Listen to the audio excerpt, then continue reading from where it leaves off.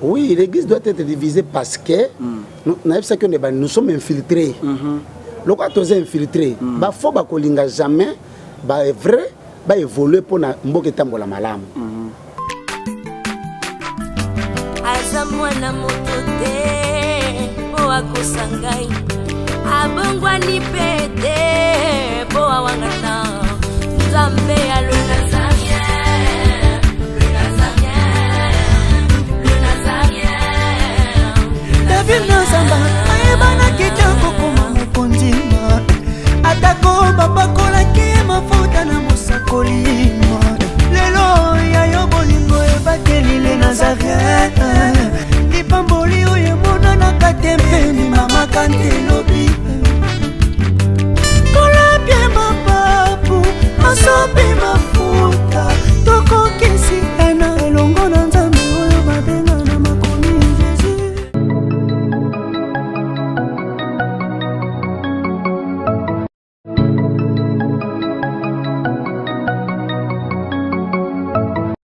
Lisolo ya malonga pe ya kitoko eye mama haha agence Casa Penel Fred eye pona bino bato nyonso bozali na mboka ya France, bato nyonso bozali na mboka ya Allemagne, bolingi bo beta masolo na batu ya Angola, bolingi bo tinda biloko ekoma na Angola na tango elongo bani pe na mobimba na yango ezali kaka agence Casa Penel Fred.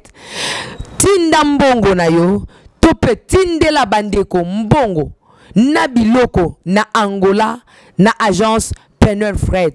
Ezaka kaka pona bato bazwami na France, tope na Allemagne nde bakoki kotinda na Casa Penel Fred po biloko na bango koma mobimba na Angola. Yoka lisolo. Pour tout contact, appelez. Bienvenue à tous na Casa Penel Fred. No comment.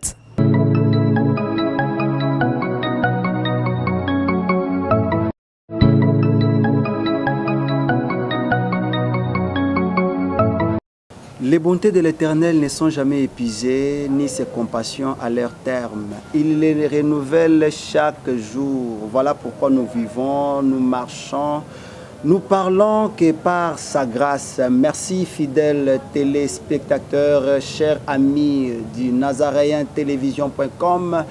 Nous vous disons shalom partout que vous êtes, dans vos maisons comme toujours, dans vos bureaux. Nous sommes toujours là au service du Seigneur, jusqu'à ce qu'il sera de retour, parce que c'est une mission qu'il nous a conférée. Il nous a dit, allez dans le monde, faites des nations les disciples, en les baptisant au nom du Père, du Fils et du Saint-Esprit, jusqu'à ce que je reviendrai. Voilà pourquoi, bien-aimés, nous sommes là, dans votre micro, dans notre micro, pardon, de votre très bonne émission que vous avez toujours aimé chaque fois. À chaque fois que vous avez des problèmes, c'est une émission qui vous édifie. Table Sainte. Voilà pourquoi, ensemble avec nous, nous allons développer de bonnes choses, comme nous avons toujours dit, que nous voulons chasser, diminuer les taux de la médiocrité christique. Aujourd'hui, l'Église n'est pas encore assise. L'Église n'a pas encore son modèle comme Christ l'avait établi. Voilà pourquoi, ensemble avec l'homme de Dieu aujourd'hui, à qui nous disons bonjour déjà, nous allons développer, nous allons décortiquer certains éléments qui parfois nous compliquaient un peu, mais avec lui, nous allons développer ces bons sujets de savoir dans son analyse par rapport à l'Église d'aujourd'hui. Nous voulons savoir aujourd'hui ce que l'homme de Dieu doit nécessairement faire pour son pays. Et après, il y a une surprise à la fin, puisque c'est un homme de Dieu qui est muré dans l'œuvre du Seigneur pendant plusieurs années. Les plusieurs années commencent déjà par 2. Voilà pourquoi, ensemble avec lui, après que Tozongi na moi mouké na technique, dès qu'on revient, c'est pour le recevoir sur ce plateau.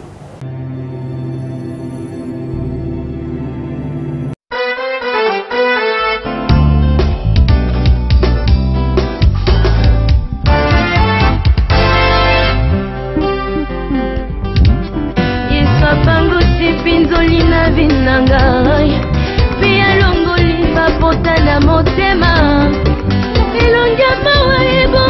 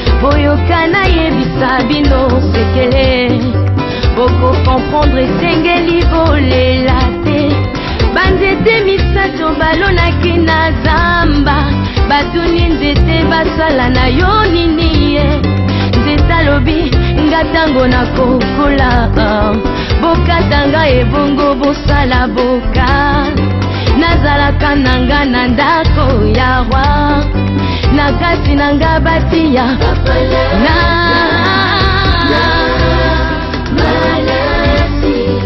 ekolaki nzete bakati yango basaleli yango ndako ya bameme babosanaki qu'il y a un roi de roi yesu abotamaki na ndako ya bameme bamemelaki ye bawolo bamemelaki ye bawolo bamalasi bamemelaki ye bawolo ba argent tala lolenge yesu alingaka yo ndeko na ngai ozalaka na valeur basali ya nzambe bozalaka na valeur komikitisaka te poza na valeur kosengasengaka te poza na valeur nzete mibale alobi nga na kokola bokatanga ebongo bosala armoire nazalaka nanga na ndako ya roi na kati nanga batiaka makomi ekolaki nzete bakati yango basaleli yango bwatu batie na mai malili elanga se na nzoto na ngai mbula enoka naza kaka na mai babosanaki qu'il y a un roi de roi yesu alingaki ateya maloba nzambe amataki na kati ya bwatwa betelo ateyaki maloba kitoko ya nzambe ezuluku ya bato baye kolanda yesu bayoka maloba kitoko ya nzambe na mombongo na yo bakiya bakotonda na mosala na yo bato bakotonda mokolo nzambe akobalisa yo bakoya mokolo nzambe akobotisa yo bakoya binemi na yo bakokoma bafanatike baye batolaka yo bakobeta milolo nzeta misato atali mpe alobi nayebi lobi na ngai nga na kokola bokatanga te botikanga molai nayebana na nga mokili mobimba ekolaki nzete bakati yango babwakaki yango na kati ya balabala babosanaki qu'il y a un jour Jésus esengelaki ya mata na Golgota balokoti nzete basali yango kwa babakeli yesu na ngomba ya Golgota ndeko bisika nzambe akotombola yo ndeko bisika nzambe akotika poto bazala na Amerika bakomona soki baboyi komona ebongo soki baboyi koyoka bozalaka Joseph alibota na yo otambolaka na bilaka ya nzambe okokufa te kino yo kobala okokufa te kino yo kobota ndeko na nga mama na nga papa na nga basali ya nzambe basali ya nzambe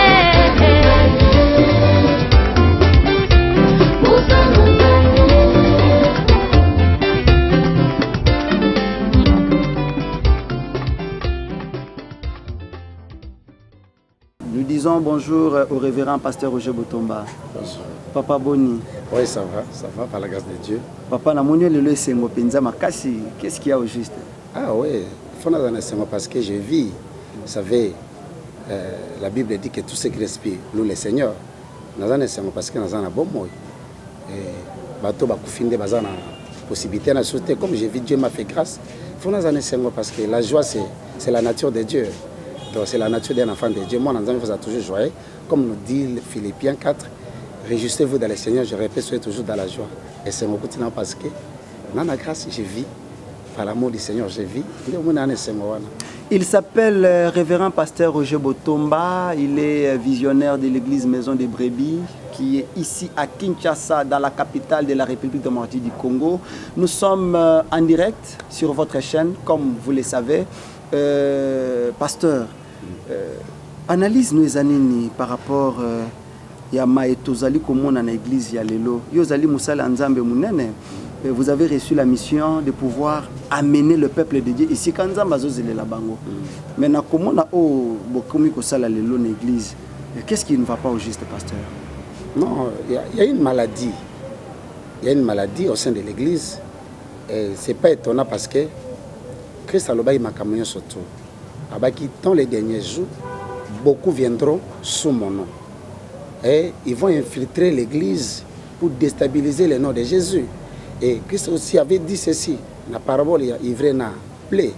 Et Christ avait tout dit. Alors que le mot alobi, na ilanga na ye, o ya lona ki able, l'ennemi ici était venu pour na semer et puis semer surtout bien na ivre. Le quoi là maintenant ivre ba ivre baza déjà na kati ya musala na Nzambe, il faut bon mona nyoso bon mona lelo, c'est pas étonnant. Jésus avait prédit cela depuis longtemps que lelo makambo to vivre lelo ya makambo Nzambe ko salema. Oh, tout besoin mon aller dans la église. Des ordres besoin mon l'évangile.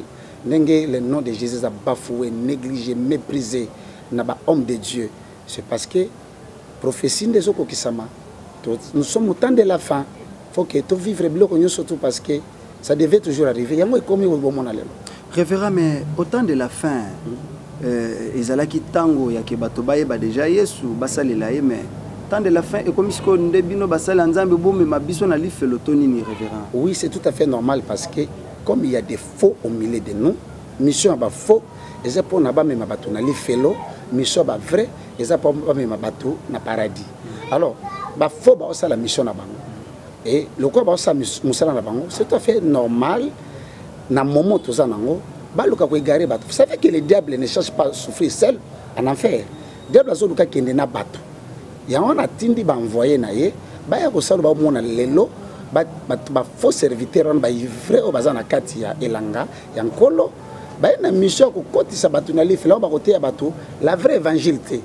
Ba ko présenter bato bozo mona lelo, ba spectacle bozo mona lelo, ba phénomène bozo mona lelo, ba distraction côté de l'église, ndé makamoto vivre normalement na fin na temps de la fin oyo, bato ndé fallait ba annoncer Jésus. Mais le col bafo bato ndé belé, Jésus n'est plus prêché. Bazo te ande bato bazo tombola nde ba sana nzambe bazo mi tombola nde bango moko ba spectacle nde côté na l'église, la vraie parole n'est plus prêchée. C'est tout à fait normal tout fait bloquer parce que tant de la fin za période moko ya bulu ya makambo ma bende le kimingi yango zo mona o tout bozo mona bo vivre na, c'est parce que le diable est en train de jouer sa dernière carte. Alors kana banana okena bango yanga na tindikeli biso bango ebele. Pasteur, mais Togolobate, l'église est échouée. L'église, en tout cas, est échouée dans le sens de oui. L'église est échouée parce que l'église l'église ne prêche plus la bonne parole.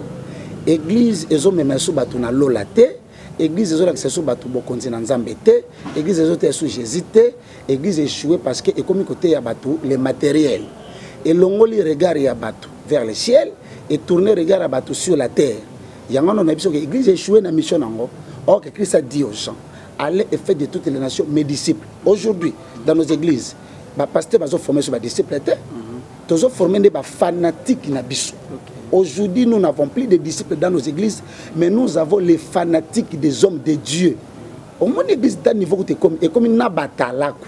L'église est une batalaku na bango. Pasteur bazana batalaku o ba lobela plus bango et non Jésus. Yango na bi que l'église échoué na mission. Donc pasteur ba rompela batalaku. Oui, ça se voit, tout le monde le sait. Na ba TV botalaka. Ba to ali kana TV pour lobela Jésus te. Ba to ali ka TV pour lobela ba pasteur na bango. Ba exploit ba pasteur na bango et non ba exploit Christ. Ndé ozomo est-ce que l'église échoué yango wana?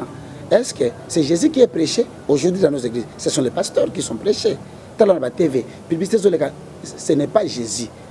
Il y a que pas na biso, kuna nde vie ezali moto pasteur na biso nde moto na nzambe ya solo ba mission na été so baza bato nani et venez voir ce que Dieu fait dans l'homme de Dieu. Donc bazo kumisa nde pasteur. Donc le nom du Seigneur est moins cité que le nom de l'homme de Dieu. Donc dès ce qu'on a dit que l'église a échoué dans sa mission parce que l'église est formée par disciples sautés, l'église est prêchée sur la bonne nouvelle, l'église est tombée la Jésus, l'église est mabatuna lola, l'église est tiki batuna se et tombé le pasteur qui est ici Jésus et boy ko laksa batulola et laksa batumokili. L'église a échoué dans sa mission. Pasteur Toyokio Penza malam na ndengo zali koloba. Siko pasteur ceux qui toloba que l'église a échoué biso torokimela wapi? Non. L'église a échoué parce que ba fondé ba memi échec wana. Mais je vous dis, il y a encore des hommes de Dieu oyo bazana na nzambe. Oyo sera beaucoup qui mais peut porter la vraie parole. Tokoyeba bango ndenge. Ah mais Bible lobby c'est simple, Bible vous le connaissez par les fruits. Beaucoup banzete kaka na mbuma nango. Nzete ko bana na mbuma nango. So aucune église omo ba ote ya Jésus te. Ba otombola Jésus te. C'est tout à fait normal obi man église wana. So aucune église o bate ya ka batu boko bala, boko bota, boko kende poto. Boko sala boy, boko bonga. Mais bazola ki sabatu te ke biloko wana eza biloko moya mokeli. Mais c'est tout à fait normal que place on place vie ezalité. Kende l'église obala so que bien aimé dans le Seigneur, Jésus revient bientôt. Ozo mituka, okende poto, obalo bota, eza biloko mokeli un jour kotika. L'essentiel de l'enfant d'un enfant de Dieu, c'est d'hériter le ciel. Et ce que bazote ya Yesu oya ko kotsa tuna lola et c'est ka ko kende yango wana. Mais ce que Yesu ko bala so ba délivrance. Combat spirituel, prophétie des prophéties. On a le bic et vie ça qu'on a. Non. Beaucoup de bango na bambuma na bango, pe na misala na bango. Tala le makamizira kan batevi. Tala le lo. Mutako sabino ke nguma zana libumwa mutu. Mais après quelques minutes botali spectacle na ole za nguma et comme ngolo mutabi na libumwa mutu. Et puis église bango sango yozo kendo c'est là que ça dit misala batwana nzamba zate là-bas il y a pas de vie. Va là on prêche Jésus, seul Jésus, seul.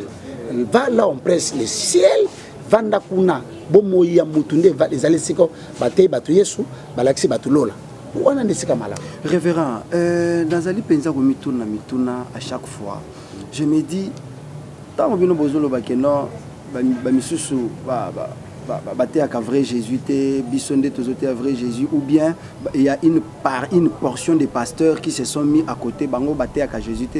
Il y a aussi des pasteurs. Nous nous sommes rendus compte qu'il n'y a que des pasteurs riches, apparemment battés à Jésus, mais les pasteurs qui n'ont pas assez de bandimi, de battés à Jésus à solo. Non. Et si puisque tu es bien dans la Bible, tu as dit que Paul a sangui ça plus de 2000 personnes à l'église. Dans la période où il n'y avait pas de problème. Mais actuellement, si un pasteur a la bandimi 20, il faut s'arrêter et s'imbarrater. Mais mon n'a pas pasteur Roger Botoma l'église n'est statistique totale à 4000 personnes. Pasteur Bidja a fait une église à 22 personnes, 22 membres kaka. Pasteur Roger Botomba, quand il se réveille le matin, a quitté sur le terrain, à Salaka Moussala avec ses disciples, à Salaka pour dépeupler le royaume, il y a diable qui peupler le royaume Yanzam. Si quand on pasteur Bidja pasteur Roger Botomba va te belé à Simbikisi. Pasteur Rikoz, alors on attend des autres bisabino to ezanini pasteur. Non, d'ailleurs, il faut comprendre d'abord Moussala to Salaka. Eza biso to Moussala Nzambe. Moussala Nzambe, eza Moussala Nzambe to Sala Moussala Nzambe. Et nous ne sommes pas appelés tous ya ko kamba bandimi ndenge moko. Dieu fait grâce à qui il veut et au moment où il veut. Biso tout to kozala ba nombre bandimi ndenge moko te. Paul Yongshu, le pasteur coréen, azana combien de bandimi? Est-ce que ba biso be sala makuna na ba boko na bango? Non, ils ont il y a nombre d'indemnités. Ils ont égaré côté na kati église. Ils ont que 5000 membres, 2000 membres, 500 membres. Non, si tu prêches Jésus, donc yo te ya kaka Yesu. Yesu le bien. Nul ne peut venir à moi si mon père ne l'attire. Bandimio baka na église na biso nzambe mutasimba mitema na bango. Il y a pas un pasteur ko bongo sa mutema pona ko na bango beli. So ezali ke na makasi na biso. Ndeto bongo sa batu mutema. Mais papa, na ba courage biso biso tozana.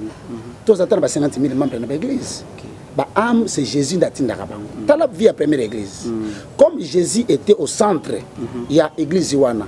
Comme c'est le Saint-Esprit qui coordonnait tout, la Bible dit, chaque jour, le Seigneur a ajouté le nombre de gens qui étaient sauvés. Nous avons yo, exactement le nombre, yo teya Yesu, teya Jésus, Sukawana, teya Lola, Sukawana. Donc, ceux qui ont bandit qu'on convoité batu, on a bungi. Notre modèle à nous, c'est Jésus. Yo kota la rabatouté. biso ba pasteur to imitaka Yesu nako ko imiter yete songolo pakala nga modèle nangeza Yesu soki bato ba comprendre que so ba homme de Dieu ba comprendre que notre modèle c'est Jésus à côté ni à gauche ni à droite. Paul a écouté Pierre mais il a marqué son temps parce qu'il regardait à Jésus. S'il avait regardé à Pierre quelque part dans la Bible, dans l'acte des apôtres, Paul avait reproché à Pierre. Et puis comment yo vani na bapagano, on se comporter le corps mais tant qu'on va faire no baye, on va changer statut. Non. Reste enfant de Dieu, peu importe le nombre de fidèles que tu as. Prêche Jésus na dimension yo yebeli Yesu, te ya Yesu sukawana. Ko convoiter mutute parce que modèle na biso ba sen nzambe. Les mon collègue pasteur te, mais notre modèle à nous tous, c'est Jésus. Merci beaucoup, fidèles téléspectateurs. Nous vous rappelons que c'est le pasteur Roger Botomba, le visionnaire de l'église Maison des Brebis à Kinshasa. Nous continuons à Kosombi Kinyamakanisi ensemble avec lui.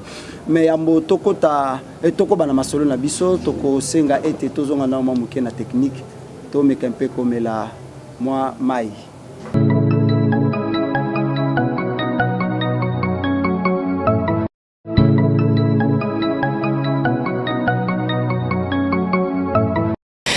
Solo ya malonga pe ya kitoko eye mama haha agence Casa Peneur Fret eye pona bino bato nyonso bozali na mboka ya France bato nyonso bozali na mboka ya Allemagne bolingi bo beta masolo na bato ya Angola bolingi bo tinda biloko ekoma na Angola na tango elongo bani pe na mobimba na yango ezali kaka agence Casa Peneur Fret tinda mbongo na yo tope tindela bandeko mbongo na biloko na Angola na agence Peneur Fret ezaka kapona bato bazwami na France tope na Allemagne nde bakoki kotinda na Casa Peneur Fret po biloko na bango koma mobimba na Angola yoka lisolo pour tout contact appelez. Bienvenue à tous na Casa Peneur Fret. No comment.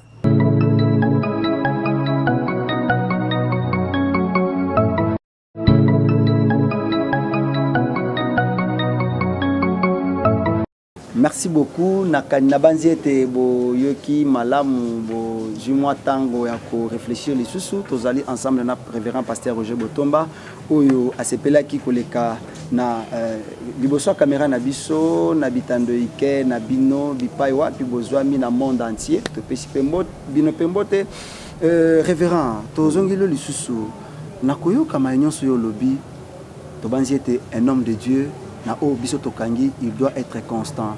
Un homme de Dieu doit garder la fidélité et l'intégrité de Dieu.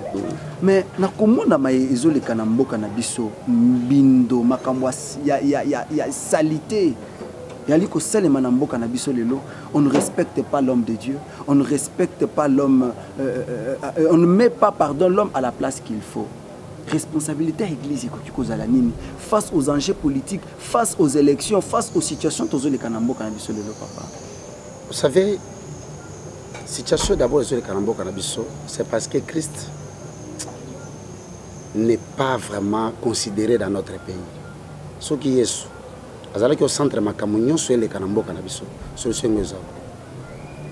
Et responsabilité église, dans Makambuya Mboka Kanabiso, c'est l'église qui est responsable de tout ce qui se passe dans notre pays. Et surtout les hommes de Dieu. Pourquoi l'église divisée? Oui, l'église doit être divisée parce que nous sommes infiltrés. Le cas où infiltrés, il faut que jamais vrai, évoluer pour la malam. Un faux ne vient que pour détruire, déstabiliser, déséquilibrer les choses. Mais un vrai homme de Dieu, ayaka pona ko sangisa ko vansa batesika moko pe ko ki metambola na mboka. Omoni Christ a lobby avec na lobby je vous laisse ma paix, je vous donne ma paix, pas comme le monde les donne. C'est le travail que l'église devait continuer à faire, surtout dans les politique actuellement dans mboka na biso. Oyebi, vous savez qu'il y a des hommes de Dieu besoin grâce. Il y a okuta na ba autorité ya mboka. Mais ngana tunaka raconte yana ezalaka ya nini bakuta na rapona ko ebisa bango nini. L'église doit être au milieu du village. Un homme de Dieu est toujours neutre. Mose Nanzamba za pona ko ramener ba parti nyonso tout pe ko sangisa bango. C'est ça le travail de l'église, c'est le travail de l'homme de Dieu. Mose Nanzamba zalaka na parti prité, azalaka pe na tendance té, apé ça rapé position té. Parce que si man Mose Nanzambe ba vinde fait à la sauver, ba tunde faut pas ça nini ba bik, na ba autorité, na petit peuple. Il faut pas sur le bik on anzela l'église. Parce que après tout ce que nous vivons sur la terre, il y a une vie qui nous attend tous. Vie sur la vie sur toi, et la vie éternelle. Vie éternelle, on a paradis, mais on a l'effet. Mais le souci de Dieu, et ça qui nous a vie éternelle, na paradis. Mais pour nous avoir le paradis, il faut que la parole. Quelle parole? La vraie parole de Jésus-Christ. Il y a un moni, l'église est à la base de ma camion surtout. Pourquoi? Il y a des politiciens. Il y a des politiciens. Est-ce que vous présenter Jésus ou bien vous intérêt na bango moko personnel? Vous gonfler la poche na bango ou bien vous talisa bango Yesu Masia. Parce que ceux qui me konzi ya mboka, ba kambi ya mboka, ba yebi Yesu, ba tamboli na Yesu, mboka neza toujours malamu. Mais ceux qui bato bazana occasion kutana bato ya bango Yesu te. Monte iska to kende. Ndio zo mona ba news te ça parce que l'église et les hommes de Dieu ba jouer rôle moko majorité pour na servir to l'intérêt ya mboka. Ba salim salam ba. Révérend, ce n'est pas toutes les églises. Nous avons les lots confession Isabelle. Oui. Tomoni ba catholique ba lobi que non. Trop c'est trop. To téléméli penza misala o izali au salima na gouvernement. Siko yo lobini na décision o ba catholique pas suivre. Alors décision na bango et engagé ka bango hein. Et engagé bango parce que bango ba moni que o yo sale misa malamu te. Ya mazu décision on est engagé bango. Mais pour nanga lokola Mose na Nzambe. Bako ko soit décision ya mabeto ya malamu. Et ça problème te. Le problème de ali to lukande kotonga mboka. To lukande malamu ezala na mboka. Moni loko moto na Nzamba lokaka. Alokaka mboka tambola malamu, mboka ezala na kimia, batu bali ya malamu, batu vivre na kimia, intérêt ya Mose na Nzambe yangwana. Oyebi na Samarie, il est arrivé conflit seulement entre les Samaritains et les Syriens. Nous allons kotaka makasi na mboka. Mais l'homme de Dieu Élisée s'est levé pour faire la déclaration nom de l'Éternel. Abi moni pas so bozo mona. Ezo sila na kati ya mboka na biso parce que l'homme de Dieu s'est levé. Tanga telemi et roi pa yoka ki makambo wana. Tanga salama ki il était considéré. Mais le c'est ton abase na Nzambo bazo telema pour na ko relever défense na kati ya mboka na biso. Ba catholique bazui décision na bango. Wani engagé bango. Mais siko biso siko ba pasteur église de réveil réaction de ces années. Bon bazui option wana ya ko réagir na ndenge bazo ko réagir. Bon que font les pasteurs, que font les hommes de Dieu dans cette situation dans mboka? Bino bolobi que boza molimo monsanto. Biso to molimo monsanto. On ne refuse pas. Mais molimo monsanto a solution à batinyo surtout. Il faut apporter solution na makambo zo le kanamboka. Ici il faut voir les autorités du pays. Pour na ko bisa bango ko sunga bango ke tala mboka zo kufa, mboka za na pasi, bo sala boye, to sala boye pas to aboutir na boye. Est-ce que ça mabe? C'est ça, c'est le moment où les hommes de Dieu doivent se lever pour na koluka ko apaiser ba esprit nyon surtout na kati ya mboka ezala ba politique ezala ba population eza musasi ko ya basel na Nzambe ya kotelema ya ko affronter batunyo surtout wana pour na koluka ke Nzambe ya sala ki mezonga bomoko ekota na mboka pe mboka tambola malamu eloko nde biso to ça ba catholique ba réagir parce que ba moni que il y a rien qui va maintenant tourne biso to kanyi monoko mutuna mutazo sala motema ne lingi oya loba bo mabe o sala bo mabe donc eza mawa mingi pona basai na Nzambe ya Congo. Révérend na Toyokio penza na bokebi nyonso mais na lingaki na tuna mamutu na révérend. Oui. Na kolanda makomi na des chroniques Toyoki ndenge Nzambe azo ebisa Salomon, si mon peuple sur qui est invoqué mon nom, simili, prie et cherche ma face, j'ouvrirai les ciels. Oui. Mais les lots Mboka Congo, bino basala Nzambe ba besoin molimo mosa totala papa na biso ba edini ya bala basala ba miracle basala makambo ebele na mboko yo bino bozali lokola ba kitani na bango puisque bazali ba modèle l'église du réveil à Congo. Mais responsabilité na bino ezani na nyonso wana révérend na komona penza mayemazali koleka bino bofuka maraté pour prier à ces gens là. Non. Et ma deuxième question c'est de savoir d'après étant homme de Dieu il faut nécessairement ba marcher continuer ou bien beaucoup de choses peu décision moi quand lui biso bato l'église de réveil to boy marche ya solo mais solution na biso c'est que to sambela ou bien to ça la stratégie mususu pour qu'il y ait quand même un changement. J'espère c'est ce que tu viens de dire Isaac mon sala église mon sala basé na nzambe c'est la prière c'est la prière na yeb sarabato prière les alif clé à prise définition à makamunyo surtout na sena moi Bible zoloba quelqu'un parmi vous na Jacques est-il dans la joie qu'il chante quelqu'un parmi vous passe par la souffrance qu'il prie on dit Jacques Azo Sabato alobi quelqu'un parmi vous est-il dans la joie qu'il chante et notre est-il dans la souffrance qu'il prie et notre est-il malade qu'il appelle les responsables de l'église qui vont prier pour lui. Donc vous remarquez Jacques Azo peut sa solution na problème na difficulté nyon soit bateau après solution na prière. Nous les pasteurs nous l'église tozate pona problème au moins ba marcher ezana ngoma bete c'est constitutionnel bato ba marcher mais na marche on est l'autre lelaka bato bakufaka bato bazokaka makambo belé bebaka alors prière n'est option à malam comme peut to bon to marcher te to kota na losambo nzamba koyoka nzamba kosala pona biso moi je vais demander seulement aux hommes de Dieu mettons-nous à prier obi prière prière okobana prière za kwa semence o kubwaka na tongo boki na mido boki na poko oyebite semence ni kobotela yo donc un homme de Dieu ne fait que prier Élisée titanga telemaki à lobaki c'était ça sa prière auprès du Seigneur Élie a tellement un jour à cause de ma bécoté Namboka, à Kangamboula pendant 3 ans et demi, il était un homme comme nous. Comment Dieu avait exaucé Élie, Élisée, et pourquoi pas nous? Nous sommes tous ses serviteurs. Moi, je vais demander. Marche ça constitutionnelle, ça on m'a bêté sur ma première marche. Mais ça marche mon pacifique pour déplorer ma mort. Mboko ba takufi mingi. Mais surtout que na lo sambo. Ah, j'espère. Plus de définition mboko na biso. Et tu la prière. To bonde là. Nous avons bien besoin de kufate. Mettons-nous à prier pour notre pays.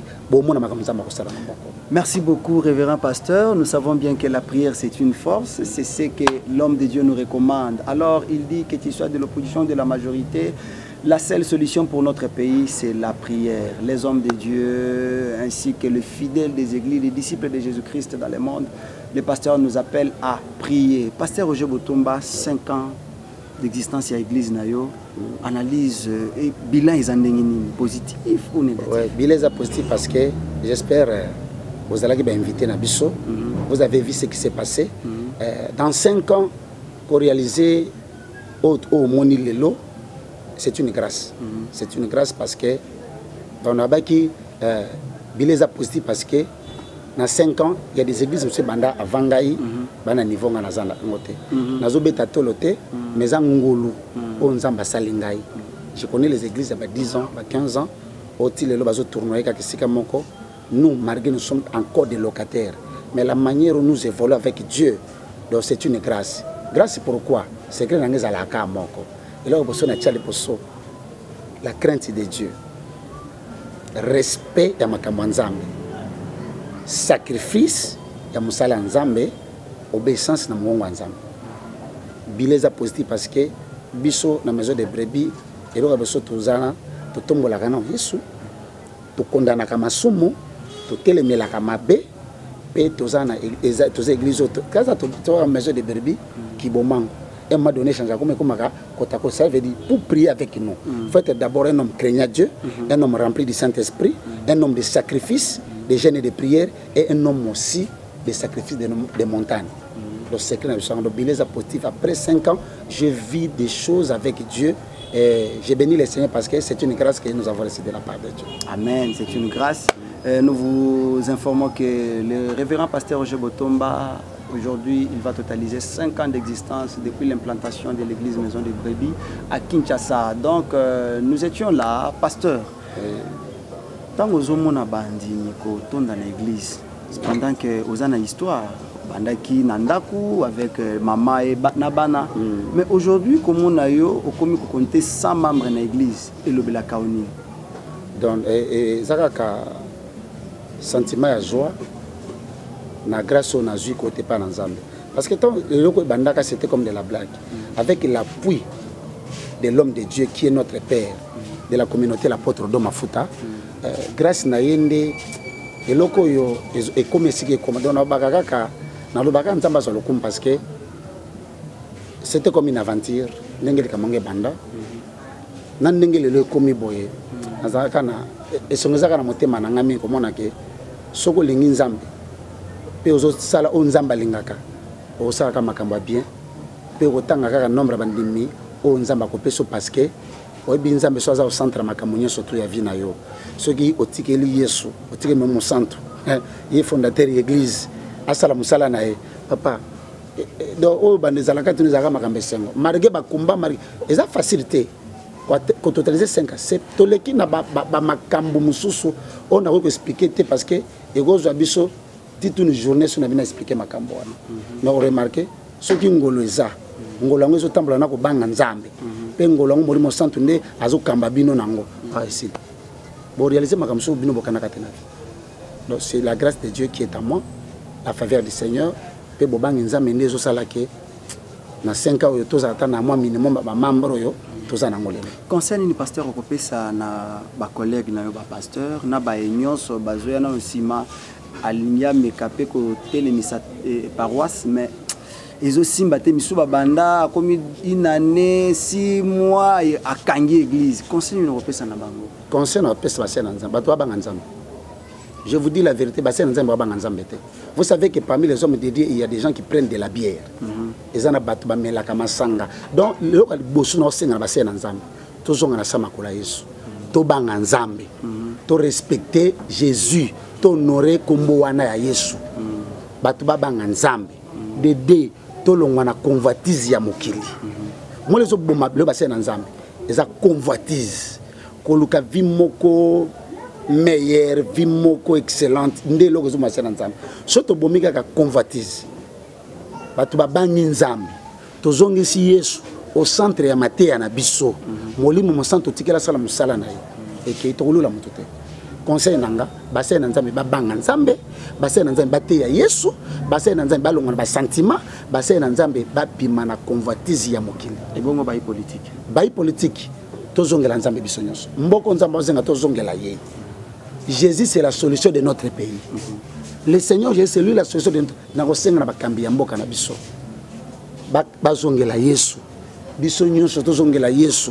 Tozonga na sama kola Jésus. Bon moi même c'est mboka na biso et ko changer.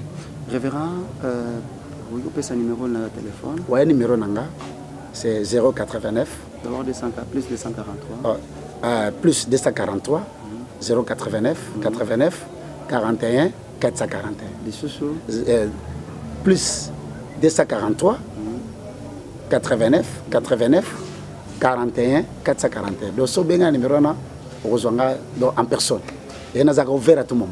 Merci beaucoup Bandeko Balandi ya solo bo yokie yemei révérend pasteur Roger Botomba Oazali Mokambia église maison des brebis azali pe moko ya ba membre de soutien ya ONG Nabino Bolinga Makasi la main de compassion partage ton pain azali moko ya ba membre ya Makasi donc avec lui je pense makambo pezo tambola malembe nandeko Max bazali wana bazali ko sunga balemba ba kokate na mwa mukenza bapesa bango ensemble na bino bozali ebele kotinda ba moyen na bino kotinda ba koli na bino partout dans le monde pesi bino merci parce que révérend pasteur Roger Botomba na frère Max bandima ki ko telema pe ko soutenir ba personne nyonso vulnérable moi nazangi moyen étudiant azangi moyen ko tanga kelasi bano bazangi baboti bano bazo souffrir bazo ima le pasteur Roger Botomba est là à leur service aussi étant mobateli pate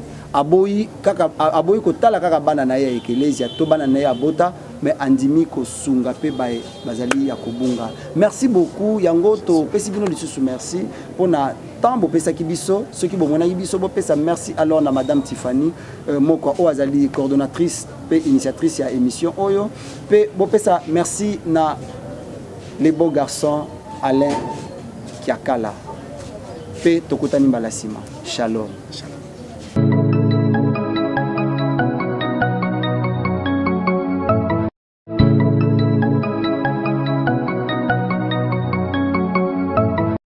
Lisolo ya malonga pe ya kitoko eye mama e agence Casa Peneur Fret eye pona bino bato nyonso bozali na mboka ya France, bato nyonso bozali na mboka ya Allemagne, bolingi bobeta masolo na bato ya Angola, bolingi botinda biloko ekoma na Angola na tango elongo bani pe na mobimba na yango ezali kaka Agence Casa Penuel Fred. Tinda mbongo na yo to pe tindela bandeko mbongo na biloko na Angola na Agence Penuel Fred. Eza kaka pona bato bazwami na France to pe na Allemagne nde bakoki kotinda na Casa Penuel Fred po biloko na bango ekoma mobimba na Angola. Yoka lisolo. Pour tout contact, appelez. Bienvenue à tous na Casa Penuel Fred. No comment.